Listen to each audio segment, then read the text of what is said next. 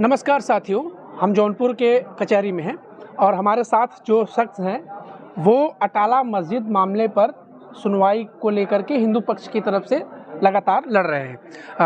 राम सिंह जी हमारे साथ हैं। हम जानना चाहेंगे कि इस पूरे मामले पर जब से इन्होंने याचिका दायर की है अब तक क्या कुछ हुआ है। सबसे पहले स्वागत है आपका एनपीबी हिंदी में। जी धन्यवाद। ये अटाला, इसे मस्जिद कहें या मंदिर कहें, क्या कहें इसे? इसको अटला देवी मंदिर हमारी तरफ से कहा जाता है और हम लोग अटला देवी मंदिर के रूप में ही श्रद्धा से नतमस्तक रहते हैं माता के प्रति, और वो वास्तव में अटला देवी का मंदिर ही है।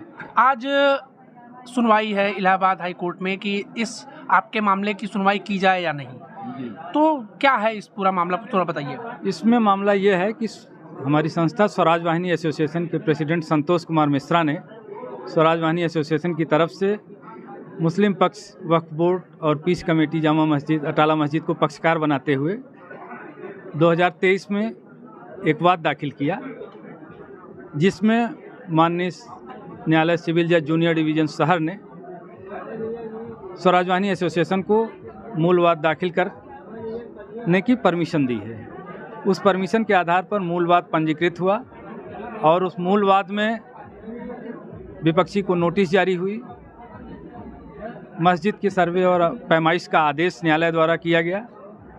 मस्जिद की पैमाइश के संबंध में न्यायालय द्वारा निर्धारित टीम अमीन महोदय के नेतृत्व में और मैं अधिवक्ता के साथ जब पहुंची तो विपक्षियों, खास करके मुस्लिम पक्ष के लोगों द्वारा पैमाइश में आपत्ति प्रस्तुत की गई और भीड़ को इकट्ठा करके पैमाइश की कार्रवाई रोकने का प्रयास किया गया।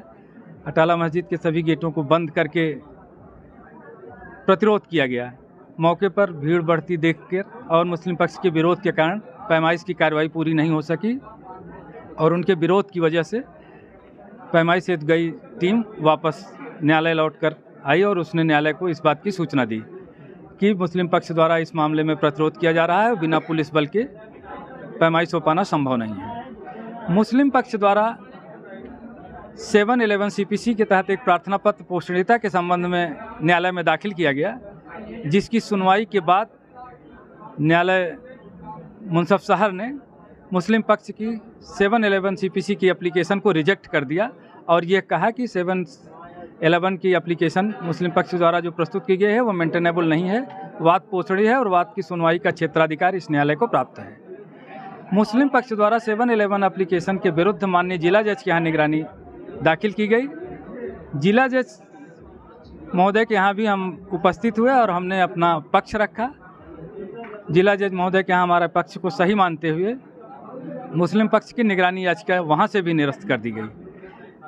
माननीय जिला जज की निगरानी में पारित आदेश और अवर न्यायालय के आदेश के विरुद्ध मुस्लिम पक्ष द्वारा माननीय उच्च न्यायालय में रिट याचिका प्रस्तुत की गई है, जिसमें आज सुनवाई होनी है और माननीय उच्च न्यायालय के समक्ष वह याचिका लंबित है, जिसमें आज सुनवाई होकर के संभवतः कोई आदेश पारित हो। क्या लग रहा है आपको कि आपके और सामने जो पक्ष है उनके बीच में जो ये लड़ाई है, ये किस तरीके की लड़ाई है? इसे हम दो पक्षों की लड़ाई कहें या भारतीय संस्कृति को बचाने की लड़ाई कहें? इसे हम भारतीय संस्कृति और सभ्यता को बचाने की लड़ाई कर अगर कहें तो ज़्यादा उचित होगा।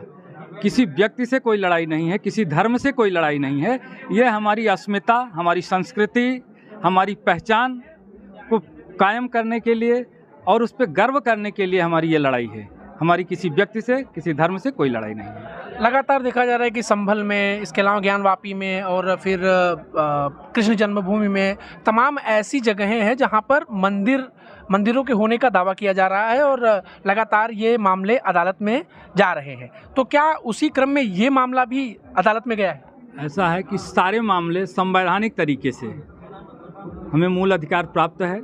हमें अगर हमारे अधिकारों का कहीं अतिक्रमण किया गया है या हमको कोई असुविधा उत्पन्न होती है तो उसके लिए हम संवैधानिक तरीके से न्यायालय की शरण लेते हैं और हमें इस मामले में न्यायालय की शरण लेने की आवश्यकता महसूस हुई, जिसके लिए हमने न्यायालय में यह वाद दाखिल किया है।